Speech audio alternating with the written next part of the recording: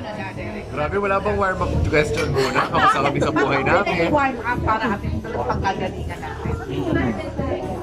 Parang sweet-sweet ka na sa mga picture, sa kainan. Ay, no. Ni-storbo naman yun. Charot. So, yun nga, coming from your secretary, na at that time, nung kung natin, parang wala pa eh. Pero parang feeling ko magkakaroon na. Nagkaroon na, no? So, Nagkaroon na ba? NL. Ng next na serye? Hindi. Ano? Yung kayo, naging kayo. Ay, nahaba. From off, From real to real. Meron kaming relationship that's very special. Wow. Pero, hindi pa na. Showbiz. bagets. hindi pa po eh. Legal stage. Legal stage. Yeah. So, Derek, sagutin mo yan. Totoo, legal stage. Pero ina-enjoy lang ang company. Na-enjoy lang ang company ng isa't isa. Ganun. Pero wala pa namang label.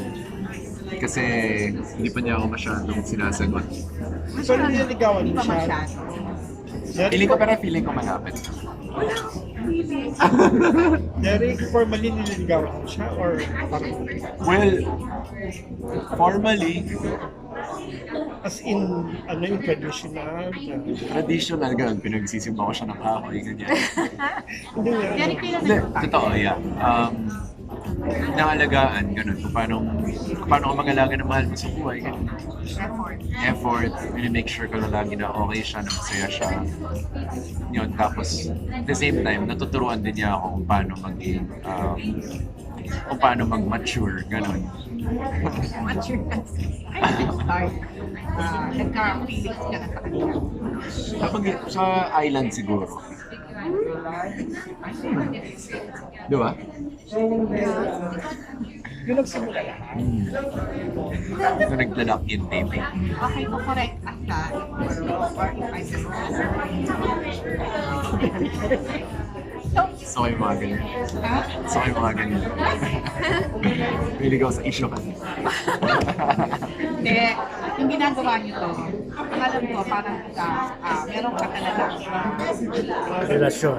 Hindi relasyon eh. I think meron ka nililigawan at the time. Nabanggit mo yun eh. And then si El, meron kasing mga chika na yung sa relationship. So, what happened to that? And ano ba talaga yung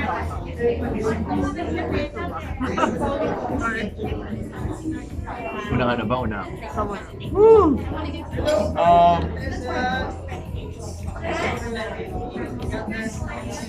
Zoom. Siguro yung Layo ng tingin. time na may someone ako that time. Medyo dumating na kami sa point na malabo na yung nangyayari. Like, hindi na kami ganun kasaya.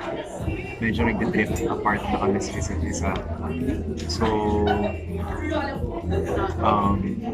nung una naman kasi hindi ko naman ina-expect na si El parang mag-close ko, ganun. Ginagawa ko lang talaga yung work ko.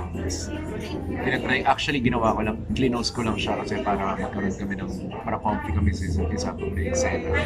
Pero, wala. Nagustuhan namin yung vibe ng isa't isa. Tapos, ending, parang naging you and me against the world. Derek, So, pag sabi mo you and me again sa dalawa, May mga again. May mga again. Like, yung mami mo ba? Again ba siya? Ay, mama ko hindi. Ano, mama mo, boto kay El? Yeah, like yung mga yung mga tao sa paligid-ligid, gano'n. Pero like yung mom ko, gusto naman niya si El. So, ikaw, what about you? Ano talaga status mo at that time? That time, meron akong boyfriend. But then, medyo similar din yung situation namin. Actually, first meeting namin ng workshop, napag-usapan namin yun. We always talk about our relationships, personal relationships. And then, although before nung show, may nangyari kasi hindi umaayon sa akin sa relationship ko with my ex. Tapos, nag-drift away na lang din yung sa isa't isa. So, ang title pala na inyong love story ay Dream Away. Drift apart. hindi kaya pagsabihan kayo pareho. Parang may boundary na rin sa isa. At saka parang kayo yung yung reason ba't sila nakipag-iwalay sa mga ex ninyo. Well, kung ganito ang feeling ng rebound,